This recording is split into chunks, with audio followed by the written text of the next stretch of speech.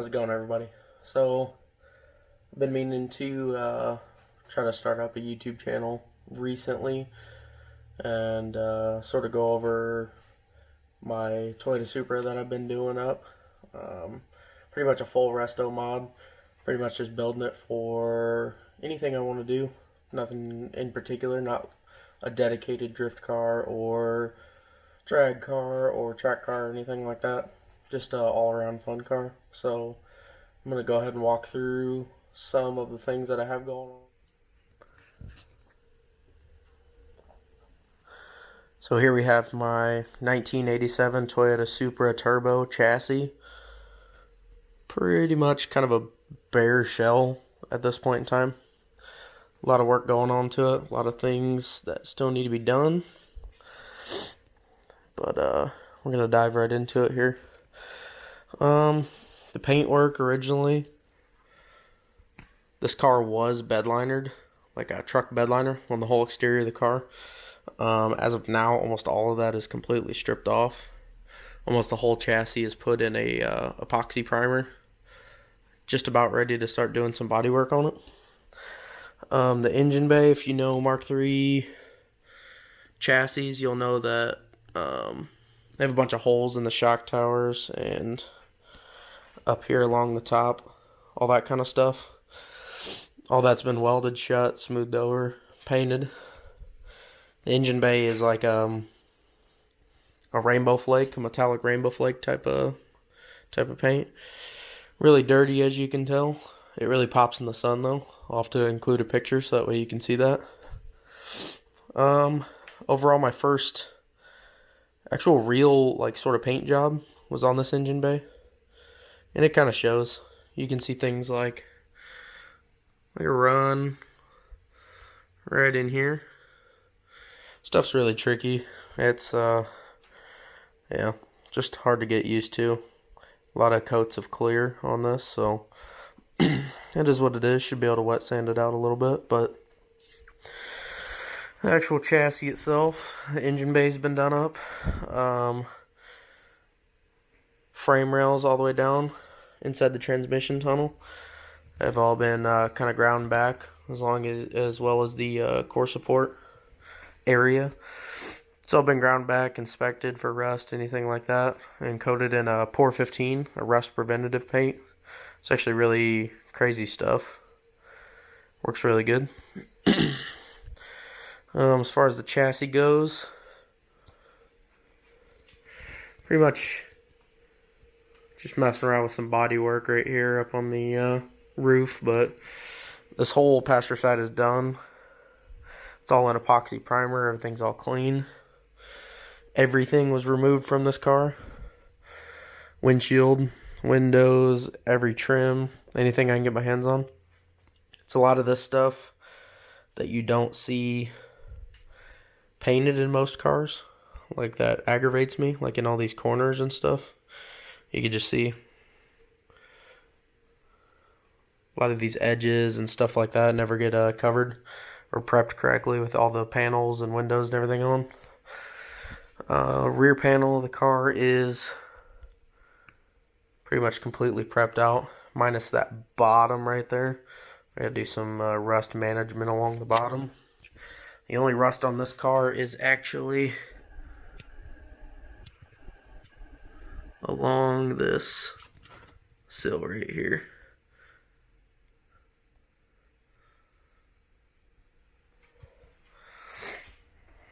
Other than that, it's a pretty clean chassis. I just gotta finish prepping out the rest of this around here, this trunk. Take care of that metal. I can spray that. This quarter panel is pretty much all prepped out. And if you know Mark III Supras, you know why this big opening is right here that I welded shut. Used to be the fuel door that used to come down, fill the factory tank. So that just gets the door welded in and some body work to go over that. This whole chassis I basically stripped down to the original Toyota epoxy layer or bare metal, either or. I'm not really trying to leave any sort of factory paint on this. Don't want any potential weird things happening. Still got to finish up hitting these spot welds. Spot welds are like the hardest thing to get into. And all along this passenger side door jamb. Still needs a little bit of work. Nothing too crazy. As well as up here in this cowl area. I'm going to go ahead and repaint that with the chassis. Originally painted this with the engine bay, but I had some prep stuff that I didn't really like, so I'm going to paint it with the actual chassis. And then there's a seal that goes along here, so hopefully I can get a nice paint line in this chassis. Suspension wise, both front and rear subframes have been sandblasted and powder coated, along with all the arms, new hardware, stuff like that. The rear subframe is actually completely boxed in, has a bunch of steel welded into it, and these cars like to crack their rear subframes for some reason, even though they'll do it without having a lot of power. As far as the interior goes, I've got a 4-point Rhodes Race Cars roll bar. Had the complete cage, but just for the sake of being a mainly street-driven car, I didn't want to be climbing over, door bars or anything all the time. But this is definitely better than a cheesy harness bar or something, because I do want to run bucket seats, harnesses still, everything like that in here. These floorboards are insanely dirty, but hopefully underneath you can see that all the sound deadening's been removed. All this stuff has been removed out of here, and all the floorboards have been coated. Not really going to be able to see much down here, but hopefully you can kind of see on that pedal right there. All the pedals in this car, the arms, linkages, stuff like that, everything's been pulled apart, powder coated, tidied up as best I can, new hardware, new springs, anything I can do to it. Same with this dash bar. These don't normally come coated from the factory, so the first time you pull your dash off of your Mark III Supra, you're going to see all kinds of crazy rust under here. So that's coated in Port 15 as well, as it's just too big. It wouldn't fit in my powder coating setup. These radio support brackets, however, are powder coated. The steering column is just in here for the meantime, until I work up the confidence to pull out all the crazy safety features and springs and however that comes apart. That's a whole nother thing that I'm going to have to dive into. This car is probably going to get full interior back into it. Probably get the pillars and the roof structure coated on the inside, just because I don't want to see any more of the maroon, the ugly, dreaded maroon that these cars come in. As far as interior, pretty basic. Just some seats, like I said, probably some harnesses. The dash, I do want to make a custom dash for it.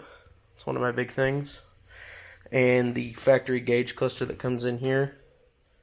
And this side switch panel here, I made out of fiberglass so I can run some custom gauges, some speed hut gauges. Very nice setup. As far as the brakes go on this car,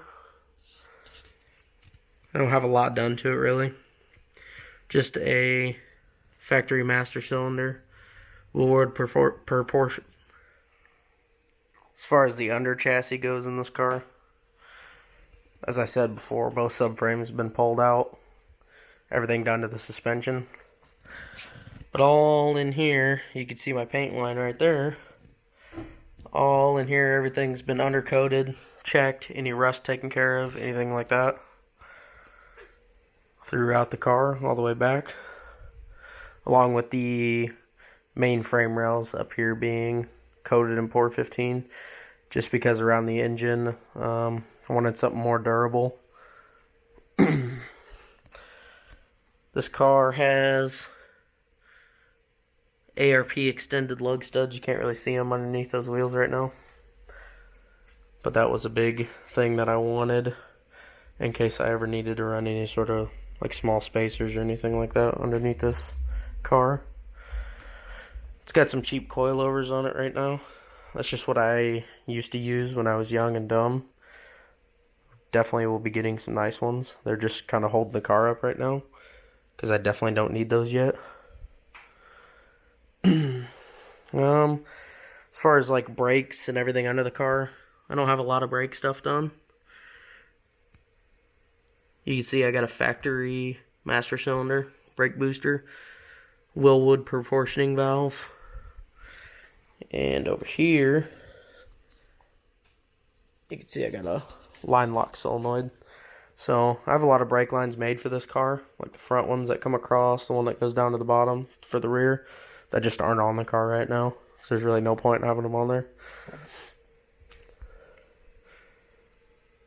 Have to go through and make the rear lines that split at the T at the rear axle, all that stuff. This car I plan on getting a ARZ 6-piston Willwood kit for the front. They also make a hydraulic handbrake option for the rear that has dual calipers, so I can run a Willwood hydraulic handbrake in this car for fun drifting stuff if I want to do it.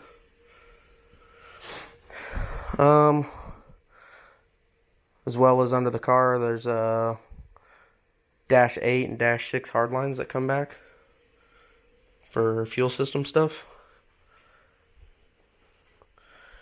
You can see return and vent go through bulkheads in the floor here. And sump down there. The actual fuel line exits out of the side over here into a pump that fills the surge. And then surge tank comes out, feeds another pump that feeds up to the rail. Pretty simple setup, nothing crazy.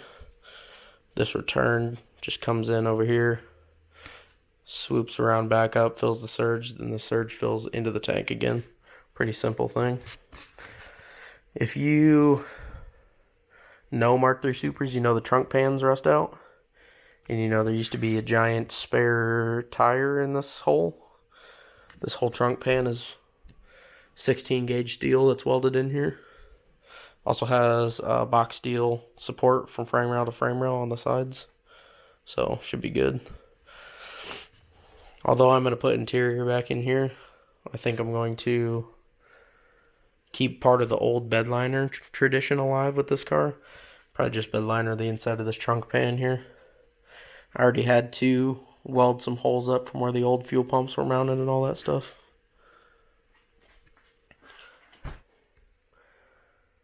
So like I said, this car is just going to be mainly a all-around fun car. So I want to be able to do whatever I can with this. That's why it will have dual calipers, hydraulic handbrake, line lock, brake bias, all that kind of stuff. I want to be able to do whatever I want with this car whenever I want. So I have some pretty optimistic power goals. If I ever drag strip this, I got a chute mount that comes almost perfectly even with the bumper. You barely see it when the bumper's on there. I got to make some structure, maybe loop this around, a jack point under, kind of something to support the bumper out here. But that's a work in progress. And then you could just use these holes up here. There's a couple spares for like locks and stuff that I don't need that you can run the release cable through. Since this is a hatchback type car, the fuel system is technically in the passenger cabin. There's really nothing here. So I do plan on making a aluminum sort of firewall in between the strut towers. And then maybe a big piece of like Lexan or like polycarbonate or like safety glass across the top. Just depends on how I figure out to do that.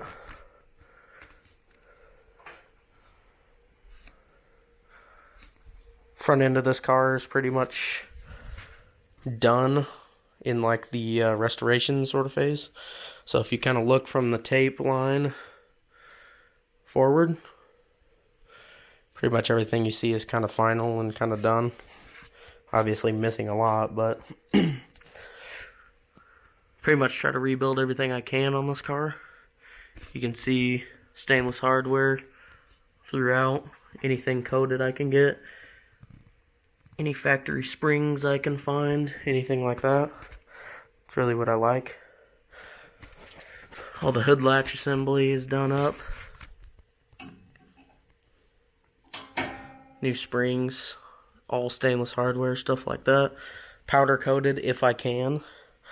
Some of these hood latches and stuff don't really come apart enough for you to really powder coat them. The headlight raising motors have been rebuilt, powder coated. All the wiring's been tidied up. All stainless steel hardware, everything like that in there. Same with the wiper motor up here. Stainless steel hardware, powder coated if I can. I've recently got into trying to fit intercoolers and things like that, just because I've been excited. So here's a 4.5 inch treadstone intercooler. This thing is massive. And a Chase Bay's reservoir with a washer pump that I'm going to use to do an intercooler sprayer. You can see how I took 2 spacers and studs, and the intercooler is actually mounted at a slight angle off the frame rail, and it actually clears stock bumper perfectly fine. Only thing it didn't clear was a little notch in here. It's not really a big deal. Steering isn't hooked up right now. It's really the only suspension thing that's not done. The rack's down there. It's a little bit rusty. I gotta do something about that. Just waiting to get some rack bushings and some tie rod ends. Nothing crazy.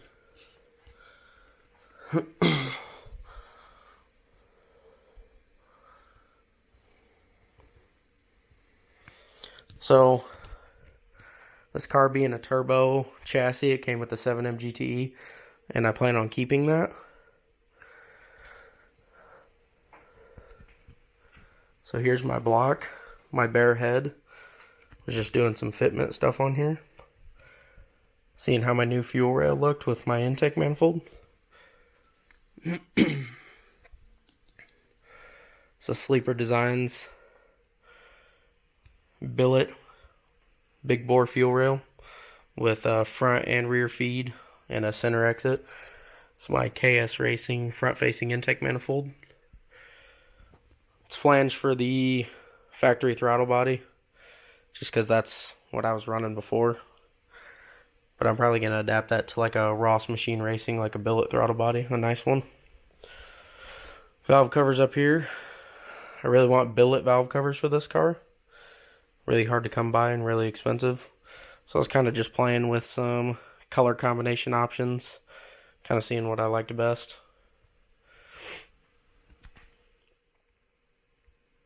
Like I said, this engine is just a bare head and block right now. But if you look, you can see,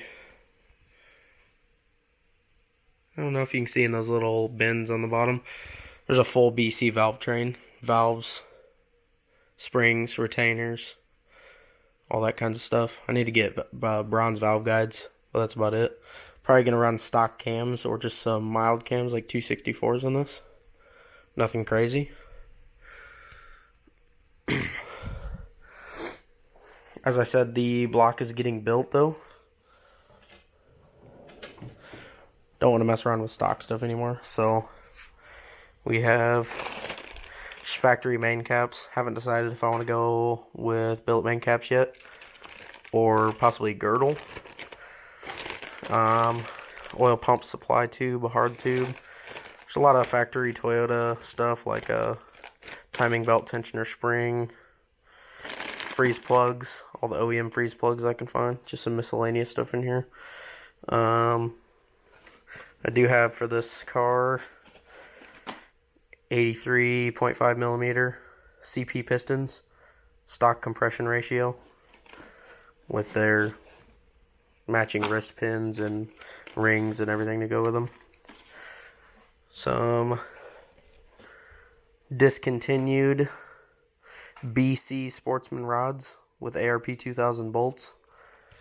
I got them on a really good deal from a guy that destroyed his pistons, so he didn't really want to mess with the 7M life anymore. So I got those. Some main studs, just ARP main studs, basic stuff, nothing crazy. Head studs are in a bin somewhere else because those are used. I may pick up a new set. Full set of standard size rod, main bearings, thrust washers. Crank I have down there actually measures out really good. It actually needs cut down some. It's actually too big, which is surprising. Usually it's the opposite way. So I think I should be able to make those standard main bearings work and rod bearings. Here's another custom piece Sleeper Designs made for me. It's a torque honing plate for the 7M in particular. So you bolt that down to the top of the block. It stops the cylinders from distorting. Gives you better ring seal. All kinds of stuff like that. Better longevity from the engine.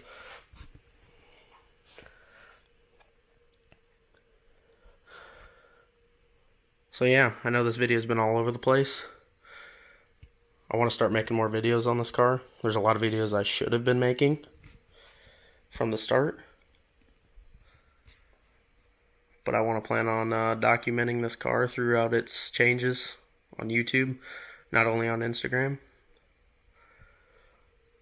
I also look forward to doing maybe rebuilds for certain parts of this car, so that way I can show you guys how to do them. Just overall updates. If there's anything in particular you want to see, go ahead and let me know.